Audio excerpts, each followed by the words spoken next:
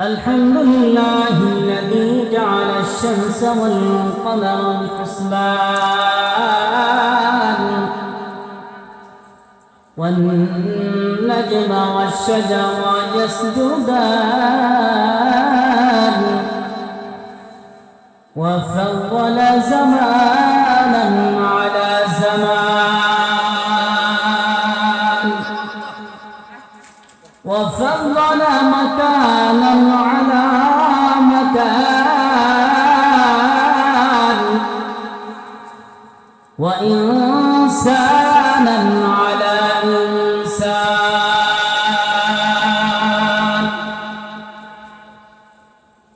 ونشهد أن لا إله إلا الله وحده لا شريك له ونشهد أن لا إله إلا الله وحده لا شريك له ونشهد أن سيدنا ومولانا محمدا عبده ورسوله أما بعد فأعوذ بالله من الشيطان الرجيم بسم الله الرحمن الرحيم ألف لام ميم ذلك الكتاب لا ريب فيه هدى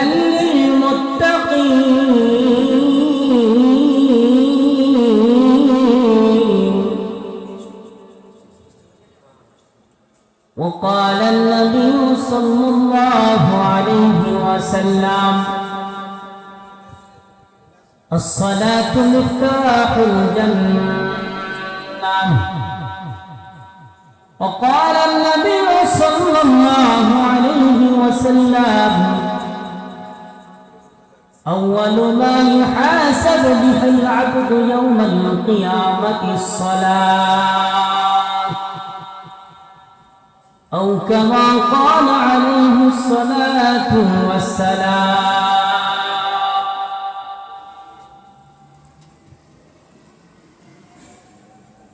दुनिया की सदाकत में तेरा दुनिया के सदाकत में तेरा नाम रहेगा सिद्दीक तेरा नाम से इस्लाम रहेगा दुनिया की अदालत में तेरा नाम रहेगा फारूक के नाम से इस्लाम रहेगा दुनिया की सखावत में तेरा नाम रहेगा उस्मान की नाम से इस्लाम रहेगा दुनिया की शुजाअत में तेरा नाम रहेगा आली की नाम से इस्लाम रहेगा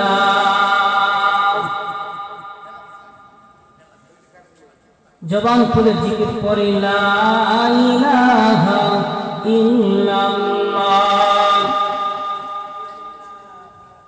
इल्लल्लाह ला इलाहा इल्लल्लाह ला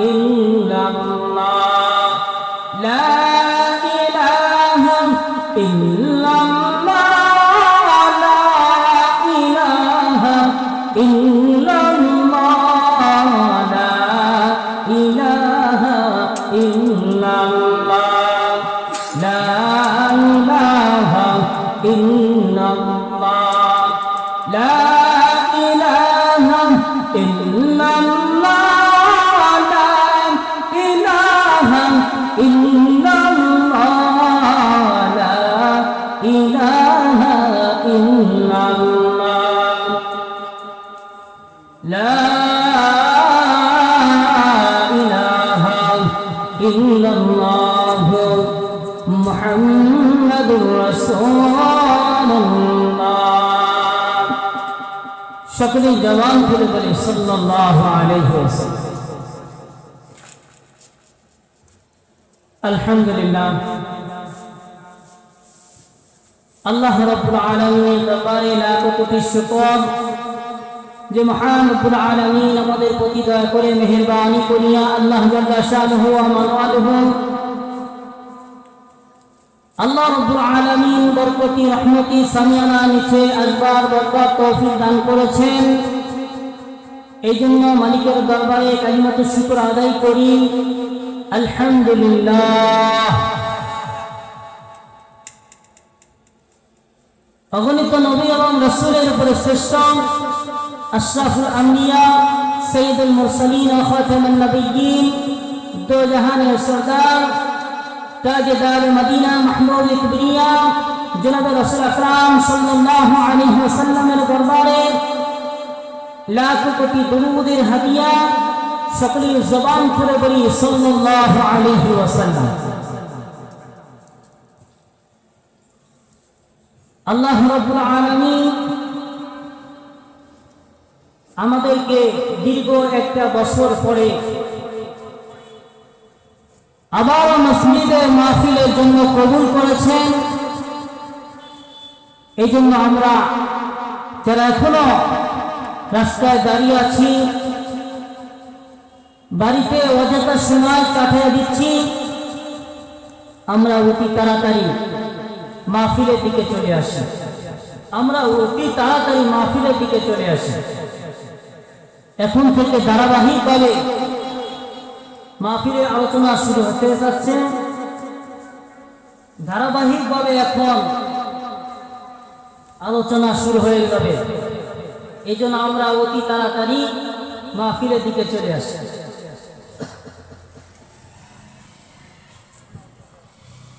আল্লাহ রাব্বুল আলামিন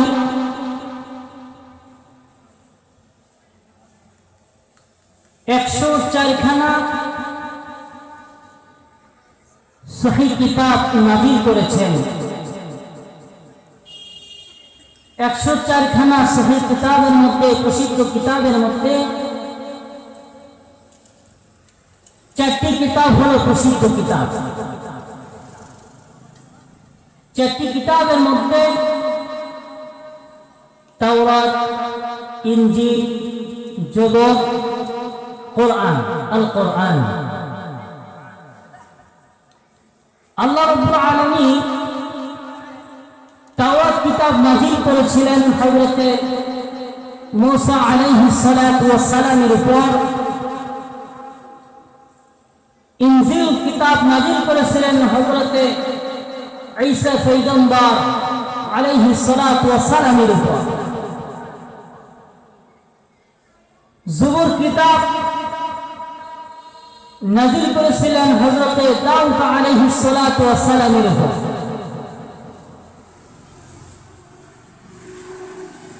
কোরআন, আল কোরআন নাযিল করেছেন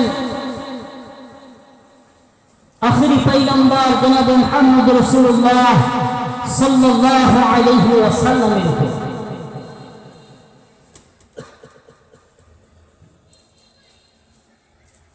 চারটা প্রসিদ্ধ কিতাবের মধ্যে থেকে সবচেয়ে বড়, সবচেয়ে দামি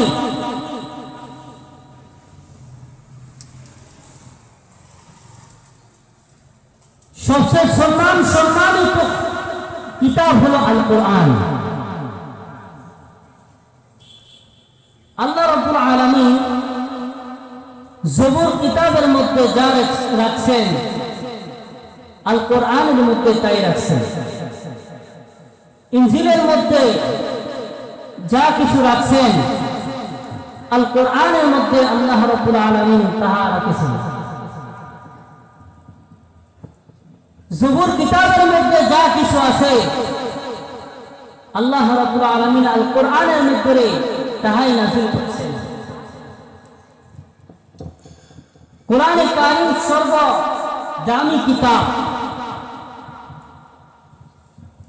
এই দামি কিতাবের উপরে যে ঈমান আনবে, যে কোরআনকে মেনে নেবে, আল্লাহ রাব্বুল আলামিন তাকে দামি বানাবেন। সুবহানাল্লাহ। এমন কিতাব যে কিতাবের মধ্যে কোন রকম সন্দেহ, কিতাবের মধ্যে ইঞ্চির পরিমাণ কোন রকম সন্দেহ নাই। আল কোরআনের মধ্যে যা কিছু রাখছেন আল্লাহ রাব্বুল আলামিন নবীর প্রতি যে কালিমা দিয়ে দুনিয়ার মধ্যে প্রেরণ করেছিলেন, লা ইলাহা ইল্লাল্লাহু মুহাম্মাদুর রাসূলুল্লাহ সাল্লাল্লাহু আলাইহি ওয়াসাল্লাম। আল্লাহ রাব্বুল আলামিন গোটা কোরআনের ভিতরে যা রাখছে লা ইলাহা ইল্লাল্লাহর মধ্যে আল্লাহ রাব্বুল আলামিন তাহাই রেখেছেন। সুবহানাল্লাহ। আল্লাহ রাব্বুল আলামিন কোরআনে কারীমের মধ্যে আয়াত নাযিল করেছেন, আলিফ লাম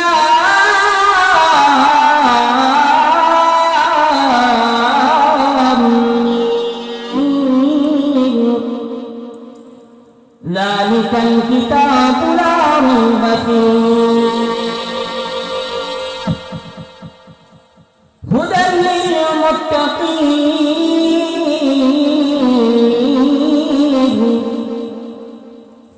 আল্লাহ রাব্বুল আলামিন সূরাতুল বাকারার প্রথম আয়াত আলিফ লাম এর তরজমা মুফাসসিরিন কিরাম করেন নাই, পড়তে পারে নাই, শুধু এতটুকু বলে ক্ষান্ত করেছেন, আল্লাহু আ'লাম বিমুরাদিহি। আলিফ লাম এর অর্থ হলো আল্লাহ, আল্লাহু আ'লাম বিমুরাদিহি। এর অর্থ যা হয় আল্লাহ রাব্বুল আলামিন ভালো জানে। যালিকাল কিতাবু লা রাইবা ফীহি, এই কিতাবের মধ্যে কোনো রকম সন্দেহ নাই। যালিকাল কিতাবু লা রাইবা ফীহি আই হাযা যালিকাল কিতাব, আই হাযাল কিতাব, এই কিতাবের মধ্যে কোনো রকম সন্দেহ নাই। এই কিতাবের মধ্যে কোনো রকম সন্দেহ নাই। এই কিতাবকে আল্লাহ রাব্বুল আলামিন নাযিল করেছেন হুদাল লিল মুত্তাকিন, হুদাল লিল মুত্তাকিন। এই কিতাব নাযিল করেছেন আল্লাহ রাব্বুল আলামিন মুত্তাকিনদের জন্য, মুত্তাকিনদের জন্য। এই কিতাবের ভিতরে আল্লাহ রাব্বুল আলামিন যা রেখেছেন, যা কিছু রেখেছে এর ভিতরে বিন্দু পরিমাণ সন্দেহ নাই। এই কিতাবের ভিতরে গোটা কিতাবের মধ্যে, গোটা আল কোরআনের ভিতরে আল্লাহ রাব্বুল আলামিন যা রেখেছে লা ইলাহা ইল্লাল্লাহর মধ্যে আল্লাহ রাব্বুল আলামিন তাহাই রেখেছেন। লা ইলাহা ইল্লাল্লাহর মানে কি? লা ইলাহা ইল্লাল্লাহ মানে হলো আল্লাহ ছাড়া কোনো মাবুদ নাই, আল্লাহ ছাড়া কোনো মাবুদ নাই। হযরত মুস্তাফা সাল্লাল্লাহু আলাইহি ওয়াসাল্লাম আল্লাহ রাব্বুল আলামিনের বান্দা এবং রাসূল। এই কালেমার সাথে, কোরআনের সাথে যে সম্পর্ক করবে আল্লাহ রাব্বুল আলামিন তাকে দামি বানিয়ে দিবেন। সুবহানাল্লাহ। এই কালেমার কত দাম! এই কালেমা যে নিয়ে এসেছিলেন আখির পয়গম্বর, সেই নবীর কত দাম! হযরত আদম আলাইহিস সালাতু ওয়াস সালামকে আল্লাহ রাব্বুল আলামিন তায়েফের জমিনে বানাইলেন। তাই ফের জমিনে বানানোর পর শুকানোর পরে আল্লাহ রাব্বুল আলামিন আদম আলাইহিস সালাতু ওয়াস সালামকে আল্লাহ পাকের আরশের নিচে রেখে দিলেন। আরশের নিচে রাখার পর 40 দিন চলে গেল। 40 দিন যাওয়ার পরে আল্লাহ রাব্বুল আলামিন ফেরেশতাদের মাধ্যমে আদমকে জান্নাতে প্রবেশ করাইলেন। জান্নাতে আদম আলাইহিস সালাতু ওয়াস সালাম থাকতেছেন, ঘুরতেছেন, থাকতে থাকতে থাকতে আদম আলাইহিস সালাতু ওয়াস সালাম আল্লাহ রাব্বুল আলামিনকে ডাকতে বলে, ইয়া রব্বে কারীম, ইয়া আল্লাহ,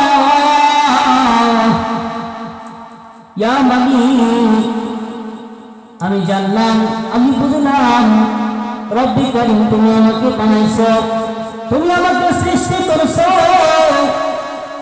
তোমার কাছে আমি জানতে চাই,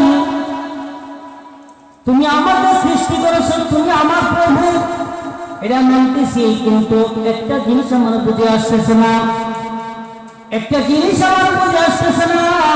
আল্লাহ রাব্বুল আলামিন ডাকতে বলে, হে আদম, তোমার কি বুঝে আসে না? আদম আলাইহিস সালাতু ওয়াস সালাম বলতেছেন, ইয়া রব্বে কারীম, ইয়া আল্লাহ, আমি প্রত্যেকটা জান্নাতের জিনিসের মধ্যে যেখানে তোমার নাম দেখি, কিন্তু তোমার নামের সাথে আরেকটা নাম যুক্ত আছে, যেখানে দেখি লা ইলাহা ইল্লাল্লাহ মুহাম্মাদুর রাসূলুল্লাহ, যেখানে দেখি লা ইলাহা ইল্লাল্লাহ মুহাম্মাদুর রাসূলুল্লাহ, লা ইলাহা ইল্লাল্লাহ, এটা তো বুঝলাম তুমি ছাড়া কোনো মাবুদ নাই, তুমি ছাড়া কোনো আল্লাহ নাই, তুমি ছাড়া ইবাদতের উপযুক্ত কেউ নাই, কিন্তু একটা কথা হলো তোমার নামের সাথে আরেকটা নাম যুক্ত, মুহাম্মাদুর রাসূলুল্লাহ, মুহাম্মাদুর রাসূলুল্লাহ, সে কে? মুহাম্মাদুর রাসূলুল্লাহ সে কে? আল্লাহ রাব্বুল আলামিন ডাকতে বলে, হে আদম, এই নামখানা তুমি কোথায় কোথায় দেখেছো? আদম আলাইহিস সালাতু ওয়াস সালাম ডাকতে বলে, ও আল্লাহ, ও মালিক, তুমি যখন আমাকে তাওফের তরফের জমিন থেকে আরশের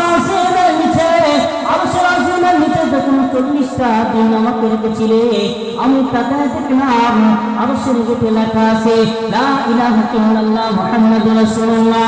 আল্লাহ রাব্বুল আলামিন ডাকতে বলে, হে আদম, তুমি আরো কোন জায়গায় দেখেছো? বলে, আল্লাহ,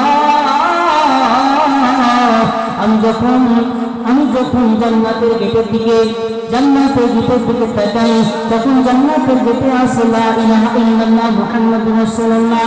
আল্লাহ রাব্বুল আলামিন ডাকতে বলেন, হে আদম, এই লা ইলাহা ইল্লাল্লাহ আরো কত জায়গায় তুমি দেখেছো? আদম আলাইহিস সালাতু ওয়াস সালাম বলেন, ইয়া রব্বি কারীম, তুমি যখন আমাকে আরশ আজিম থেকে জান্নাতে প্রবেশ করানোর জন্য কতগুলো ফেরেশতা পাঠায়া দিয়েছিলেন, ফেরেশতারা যখন আমার কাছে যায়, আমি প্রত্যেকটা ফেরেশতার কপালের দিকে তাকায়া দেখি লা ইলাহা ইল্লাল্লাহ মুহাম্মাদুর রাসূলুল্লাহ। আল্লাহ রাব্বুল আলামিন ডাকতে বলেন, হে আদম, তুমি আরো কত জায়গায় তুমি লা ইলাহা ইল্লাল্লাহ দেখেছো? বলতেছে, আমি যখন আসলাম জান্নাতের গেটের ভিতরে দেখলাম লা ইলাহা ইল্লাল্লাহ মুহাম্মাদুর রাসূলুল্লাহ। আল্লাহ রাব্বুল আলামিন ডাকতে বলেন, হে আদম, তুমি আরো কত জায়গায় লা ইলাহা ইল্লাল্লাহ দেখেছো?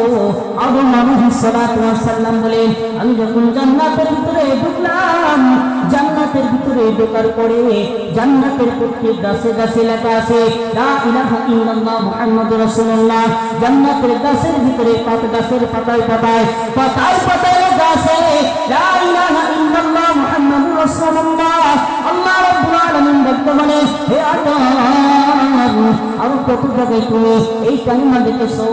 আদম আলাইহিস সালাতু ওয়াস সালাম বলেন, ইয়া রব্বি কারীম, জান্নাতের যত পোশাক আছে, আল্লাহ, পোশাকের সাথে লেখা আছে লা ইলাহা ইল্লাল্লাহ মুহাম্মাদুর রাসূলুল্লাহ। আদম আলাইহিস সালাতু ওয়াস সালামকে ডাকতে বলে, রব্বি কারীম, আল্লাহ তাআলা ডাকতে বলতেছে, হে আদম, তুমি আরো কত জায়গায় তুমি লা ইলাহা ইল্লাল্লাহ দেখেছো?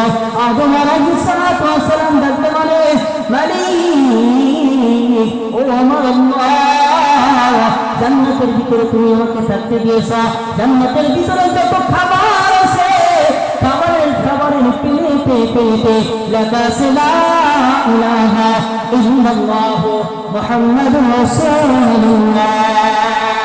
জবান করে জিকির করি লা ইলাহা ইল্লাল্লাহ, লা ইলাহা ইল্লাল্লাহ।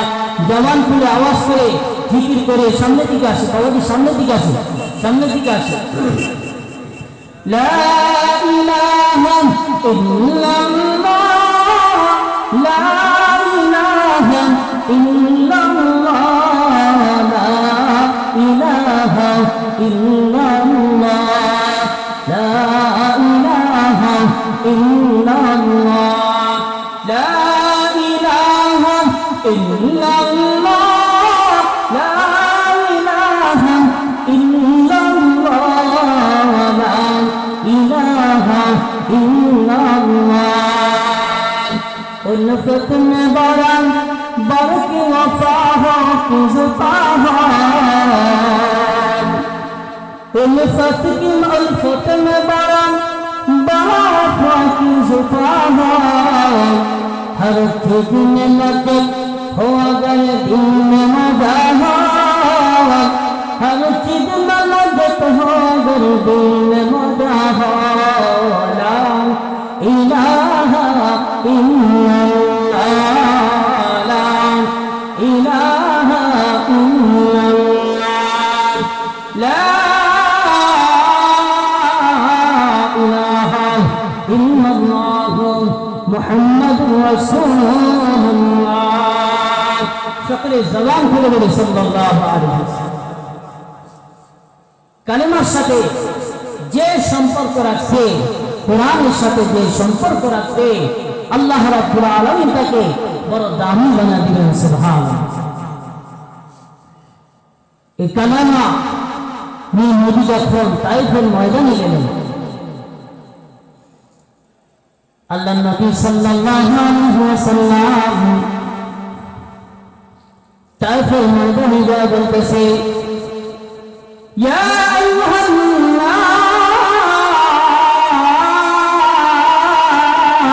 নাস কুল লা ইলাহা ইল্লাল্লাহ তুফলিহুন।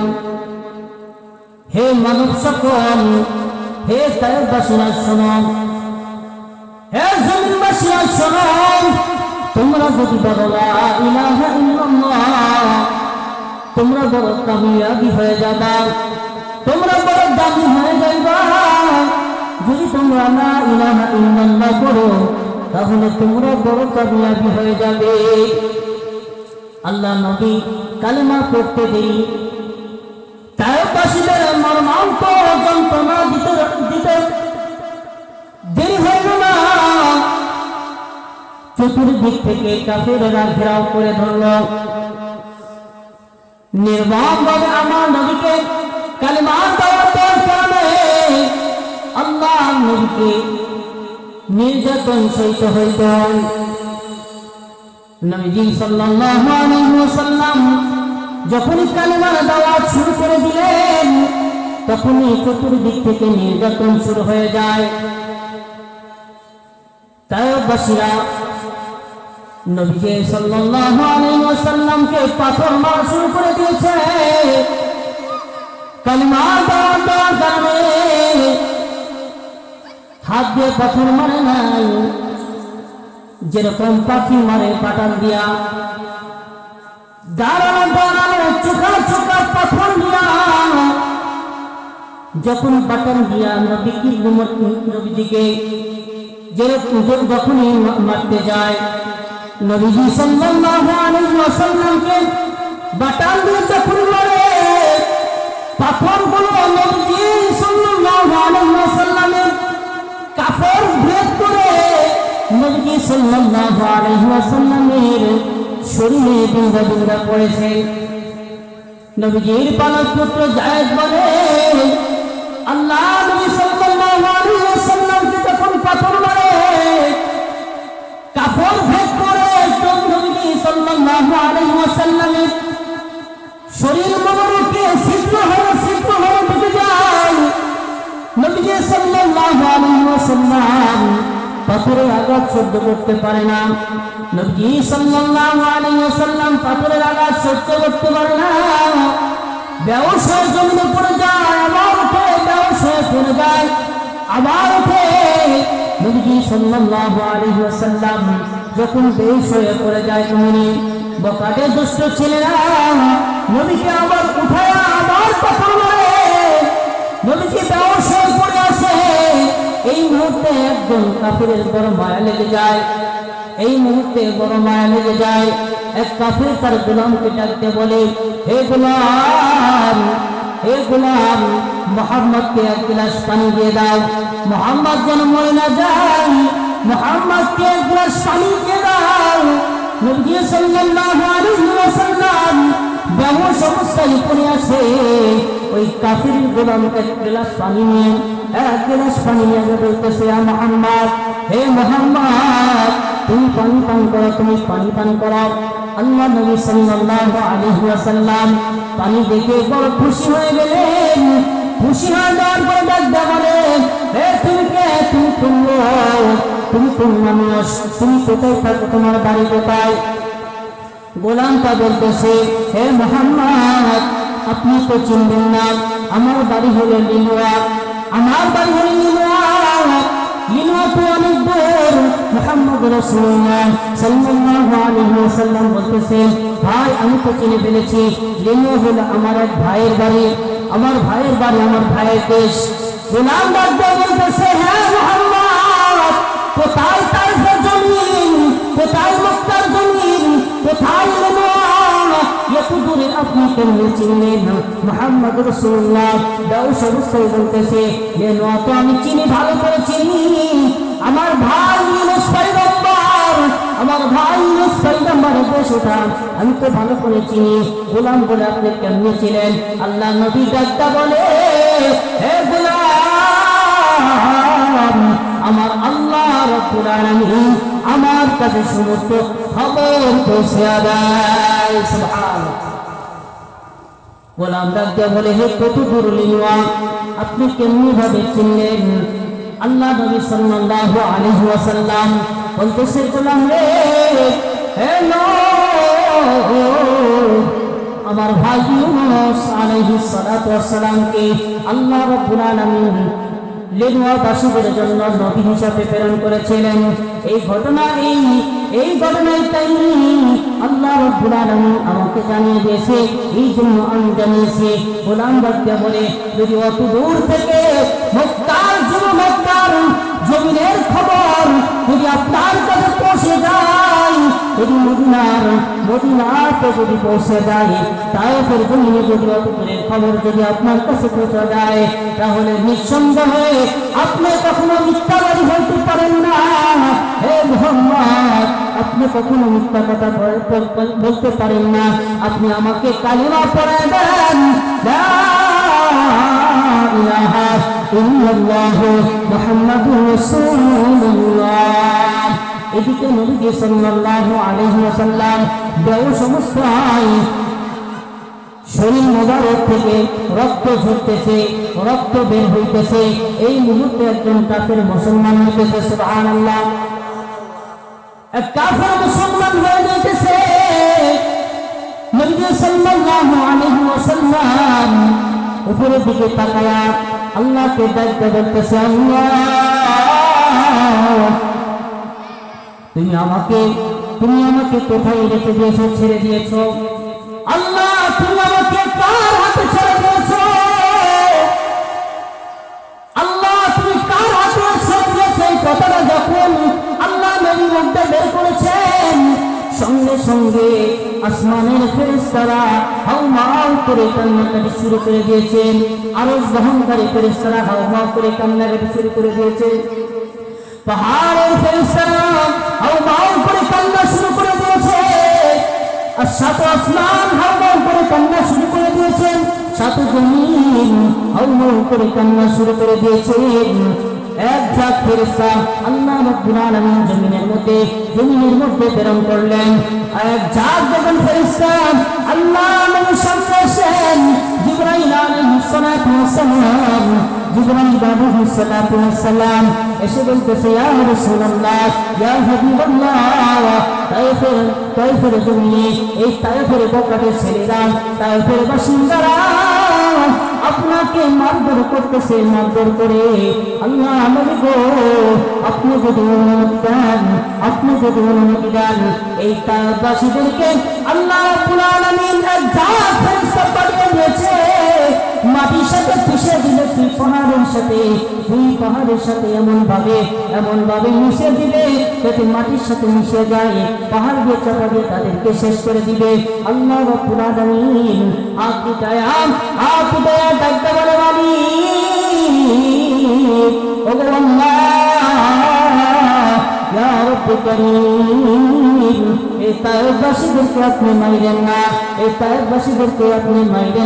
এই তায়েফবাসীদেরকে যদি মারিয়ে ফেলেন ইয়া আল্লাহ আমি কালিমার দাওয়াত তার কাছে দিব সুবহানাল্লাহ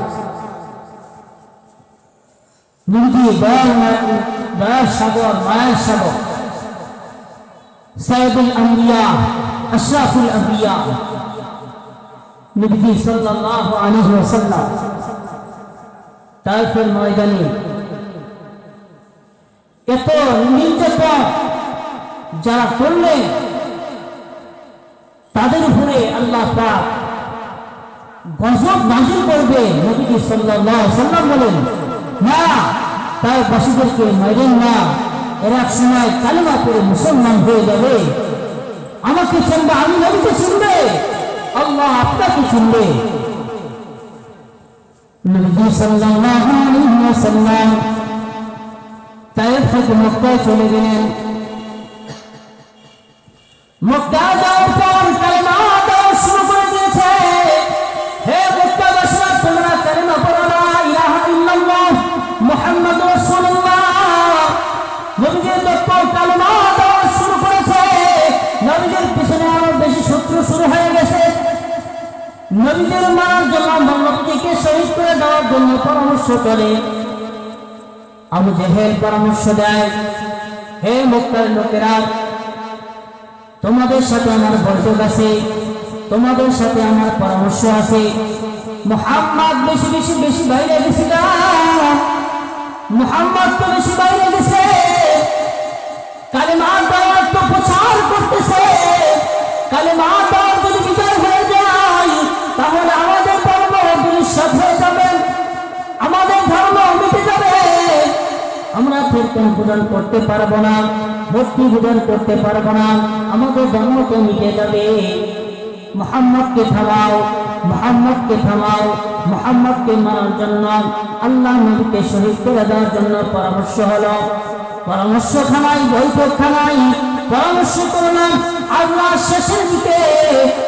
রাত শেষের দিকে মুহাম্মদকে কতল করে শহীদ করে দিয়ে ইসলাম ধর্ম একদম নিঃশেষ করে দেওয়া হবে ইসলাম ধর্ম যেন আর বাকি না থাকে রাত শেষ হওয়ার আগে যেন মুহাম্মদকে শেষ করে দেওয়া হয় এই জন্য 25 গোত্র থেকে প্রত্যেক গোত্র একজন করে হলেও এই হামলাতে শরীক হইতে হবে মক্কার লোকেরা শোনো আজকে শেষ রাতেই মুহাম্মদকে কতল করে দেওয়া হবে সমস্ত গোত্র থেকে একজন করে হলেও তোমরা হামলাতে শরীক হইবেন মুহাম্মদ সাল্লাল্লাহু আলাইহি ওয়াসাল্লামকে রাত্রি শেষে শহীদ করে দিবে পরামর্শ হয়ে গেছে আল্লাহ নবী সাল্লাল্লাহু আলাইহি ওয়াসাল্লামের বাড়ির পাশে দিয়ে চতুর্দিকে ঘেরাও করে বলেছেন মক্কার কাফেররা আল্লাহ রাব্বুল আলামিন জানিয়ে দিলেন ইয়া মুহাম্মদ আপনাকে মারার জন্য মক্কার লোকেরা চতুর্দিকে উৎপত্তি আছে মক্কার লোকেরা আপনাকে নির্যাতন করার জন্য চতুর্দিকে উৎপত্তি আছে ইয়া মুহাম্মদ আপনি মক্কা থেকে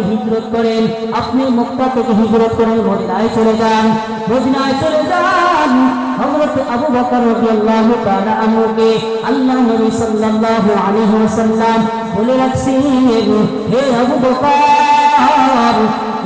বকর হিজরত করতে হবে হিজরতের আদর্শ পরে তুমি হিজরতের জন্য প্রস্তুত হয়ে গেল হিজরতের জন্য আবু বকর বকর তুমি প্রস্তুত হয়ে যাও। এমন একটা সময় মক্কার জমিনে যখন আল্লাহ নবী আর থাকতে পারলেন না, নির্যাতন চতুর্দিকে নির্যাতন, আল্লাহ নবী সাল্লাল্লাহু আলাইহি ওয়াসাল্লাম আবু বকরের বাড়িতে গেলেন।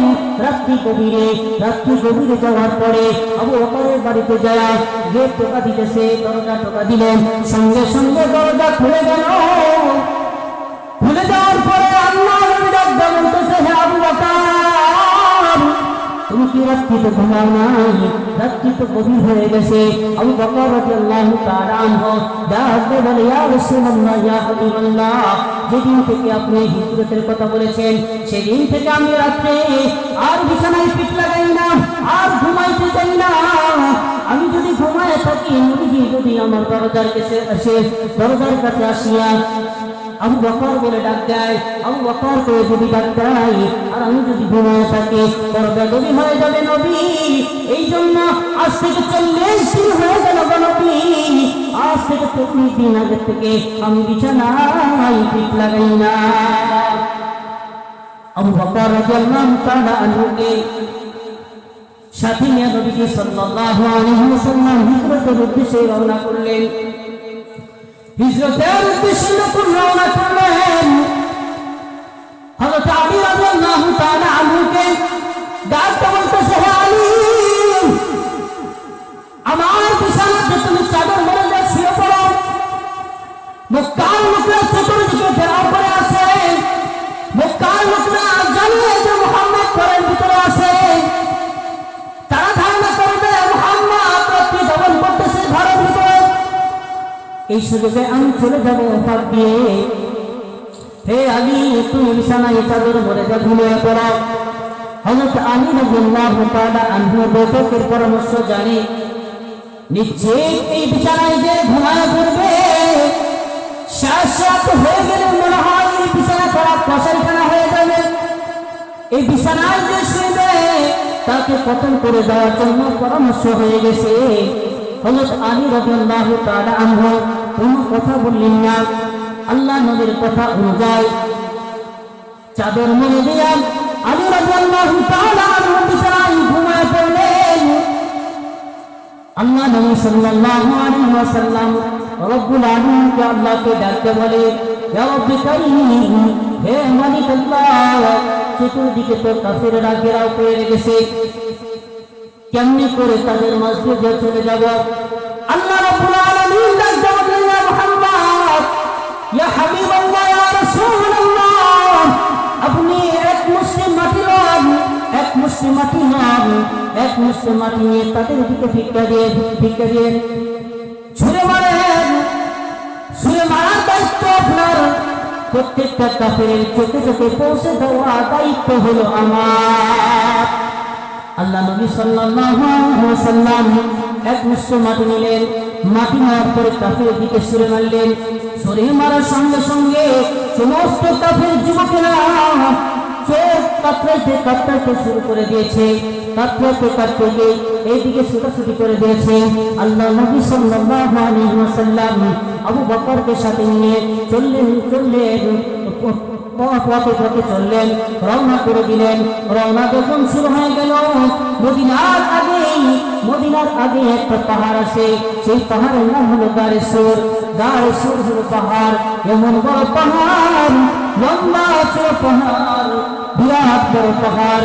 এই পাহাড়ে কেউ উঠতে সাহস পায় না। এই পাহাড় এত বড় উঁচা পাকান। পাহাড়ের কাছে যাওয়ার পরে হযরত আবু বকর রাদিয়াল্লাহু তাআলা আনহু ডাক বলতেছে, ইয়া রাসূলুল্লাহ, ইয়া হাবিবাল্লাহ, আপনি তো বড় ক্লান্ত। ইয়া রাসূলুল্লাহ, এত বড় পাহাড়ে আপনি উঠতে পারবেন না। আপনি আমার কাঁধে ওঠেন, আপনি আমার পিঠে ওঠেন। আপনাকে পিঠে নিয়ে আমি গাড়ি সূর্য পাহাড়ে পৌঁছে যাব। আল্লাহ নবী সাল্লাল্লাহু আলাইহি ওয়াসাল্লাম আবু বকর রাদিয়াল্লাহু তাআলা আনহুর পিঠে উঠলেন। আল্লাহ নবী সাল্লাল্লাহু আলাইহি ওয়াসাল্লাম আবু বকরের যখন পিঠে উঠলেন, আল্লাহ রাব্বুল আলামিন আবু বকরকে দামি বানিয়ে দিলেন। সুবহানাল্লাহ। सिद्दीक तेरा नाम सलाम रहेगा।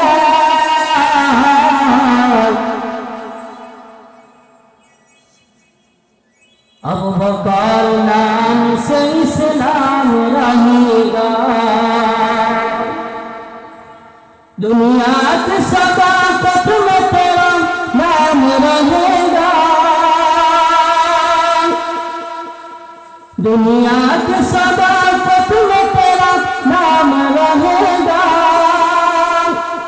सिद्दीक तेरा नाम से इस्लाम रहेगा, सिद्दीक तेरा नाम से इस्लाम रहेगा, दुनिया की अदालत में तेरा नाम रहेगा, फारूकी नाम से इस्लाम रहेगा, दुनिया की शुजाअत में तेरा नाम रहेगा, अली की नाम से इस्लाम रहेगा, ला इलाहा इल्लल्लाह, बोलो तो ला इलाहा इल्लल्लाह,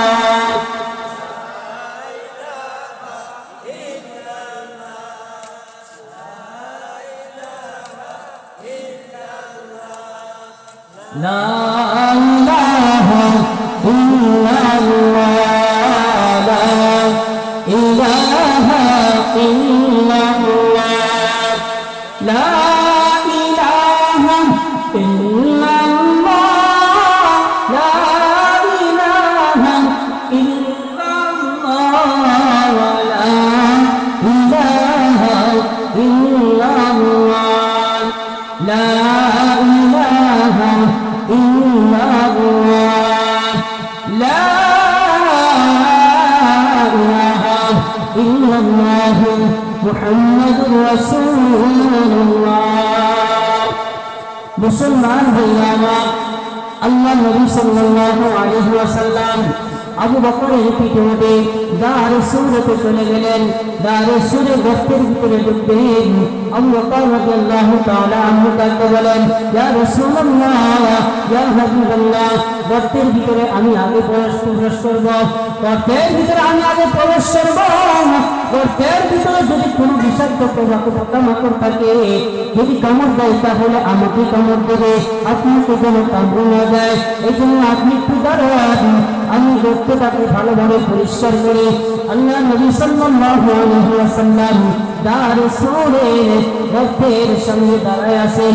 আবু বকর রাদিয়াল্লাহু তাআলা আনহু, আবু বকর রাদিয়াল্লাহু তাআলা আনহু গর্তের ভিতরে ঢুকলেন। গর্তের ভিতরে ঢোকার পরে যত বিষাক্ত জিনিস ছিল বের করে দিলেন। গর্তের ভিতরে যত সিদ্ধি ছিল সমস্ত সিদ্ধিগুলো নিজের কাপড় ছিঁড়ে ছিঁড়ে বন্ধ করে দিলেন। প্রত্যেকটা সিদ্ধ বন্ধ হয়ে গেল, একটা গর্তের সিদ্ধ বন্ধ করতে পারলেন না। আবু বকর রাদিয়াল্লাহু তাআলা আনহু এই গর্তের সিদ্ধকে পাও দিয়ে ধরে রাখছেন। পাও দিয়ে ধরে রাখার পরে বছর পরে বলতেছেন, ইয়া রাসূলুল্লাহ, ইয়া হাবিবাল্লাহ, আপনি চলে আসেন। আল্লাহ নবী সাল্লাল্লাহু আলাইহি ওয়াসাল্লাম গর্তের ভিতরে চলে আসলেন। এবার বলতেছেন, নবী গো, আপনি বড় ক্লান্ত নবী, আপনি আমার পায়ের উপরে আপনি মাথা রেখে ঘুমান। সুবহানাল্লাহ। নবী সাল্লাল্লাহু আলাইহি ওয়াসাল্লাম আবু বকর রাদিয়াল্লাহু তাআলা আনহু পায়ের উপরে মাথা রেখে ঘুমায় গেলেন। ঘুমায় যাওয়ার পর আবু বকর রাদিয়াল্লাহু তাআলা আনহু সেই গর্তের ছিদ্রতে পা দিয়ে ঘুরে আসে। এই গর্তের ছিদ্রের পাশে একটা বিষাক্ত সাপ ছিল। সেই বিষাক্ত সাপ আবু বকরের পায়ে দংশন করলেন।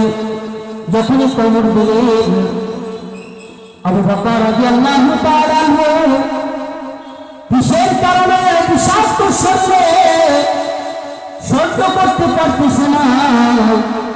আবু বকর রাদিয়াল্লাহু তাআলা আনহু সাপের কামড়ে বিষাক্ত শরীরে সহ্য করতে না পারেন, যখন চোখের ফোঁটা গরম আল্লাহ নবী সাল্লাল্লাহু আলাইহি ওয়াসাল্লামের গাল মোবারক পড়ল। আল্লাহ নবী সাল্লাল্লাহু আলাইহি ওয়াসাল্লামের সঙ্গে সঙ্গে ঘুম ভেঙে গেল।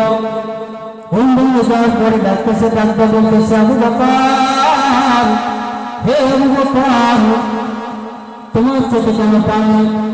আবু বকর, তোমার চোখে কেন পানি? আবু বকর ডাকতে বলে, নবী গো, বস্তির ভিতরে যত সিদ্ধি ছিল সমস্ত সিদ্ধিগুলো আমি কাপড় দিয়ে বন্ধ করে দিয়েছি, একটা সিদ্ধি বন্ধ করতে পারি নাই। পাও দিয়ে ধরে রেখেছি, ও পাশে ছিল একটা বিষাক্ত সাপ, সেই সাপ আমাকে দংশন করেছে, কামড় দিয়েছে।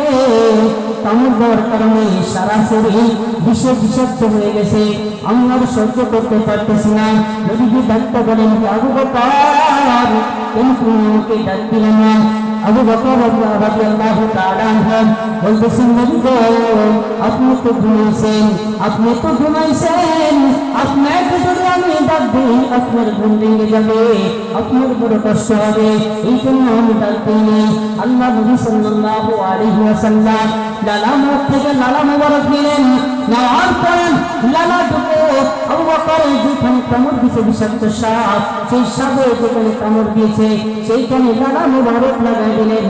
সঙ্গে সঙ্গে লালা লাগানোর সঙ্গে সঙ্গে বিষাক্ত জিনিসগুলো পানিতে পরিণত হয়ে গেল। সুবহানাল্লাহ। নবীজি সাল্লাল্লাহু আলাইহি ওয়াসাল্লাম আবু বকর রাদিয়াল্লাহু তাআলা আনহুকে নিয়ে হিজরত করতেছেন। কিসের কারণে? এই কালিমার দাওয়াত দেওয়ার কারণে। এই কালিমার দাওয়াত দেওয়ার কারণে মক্কা কাফেররা নবীজি সাল্লাল্লাহু আলাইহি ওয়াসাল্লামকে নির্যাতনের পর নির্যাতন, আঘাতের পর আঘাত। এই মুহূর্তে আল্লাহ রাব্বুল আলামিন হিজরত করতে বললেন, আবু বকরকে নিয়ে হিজরতে গেলেন। গারে সুরের মধ্যে নবীজি সাল্লাল্লাহু আলাইহি ওয়াসাল্লাম মদিনার আগে বিশাল বড় পাহাড়, সেই পাহাড়ের মধ্যে আত্মগোপন করে থাকলেন 3 দিন। এবার গর্তের ভিতরে চলে গেছে বিষাক্ত সাপ, আবু বকরের পায়ে দংশন করেছে। নবী সাল্লাল্লাহু আলাইহি ওয়াসাল্লাম যখন আবু বকরের পায়ে লাগে গেছে, বিষের বিষাক্ত সেই শরীরটা একদম পানিতে পরিণত হয়ে গেছে। এবার সাপকে ডাকতে বলতেছে, হে সাপ, হে বিষাক্ত সাপ, তুমি তো আমার আবু বকরের পায়ে দংশন করেছ, কেন আমার আবু বকরের পায়ে কামড় দিয়েছ? এবার সাপের জবান খুলে গেল। আল্লাহ রাব্বুল আলামিন জবান খুলে দিয়েছেন। বলেন, কে জবান খুলে দিয়েছেন? আল্লাহ রাব্বুল আলামিন জবান খুলে দিয়েছে। সাপ ডাকতে বলতেছে, ইয়া রাসূলুল্লাহ, ইয়া হাবিবাল্লাহ, ইয়া রাসূলুল্লাহ, ইয়া হাবিবাল্লাহ, আমি এইখানে আসি অনেক দিন হলো, একটা দুটা দিন নয়, অনেক দিন হলো আমি এখানে এসেছি। এখানে আমার বাসস্থান ছিল না, আমার বাসস্থান তো ছিল ওই যে দেখেন একটা গাছ বাগান, ওই গাছ বাগানের গাছের শিকড়ের নিচে আমি থাকতাম। এই গাছের শিকড়ের নিচে আমি থাকতাম। আমি ওখানে থাকতেছি হঠাৎ করে দুজন বন্ধু, দুজন তাওরাত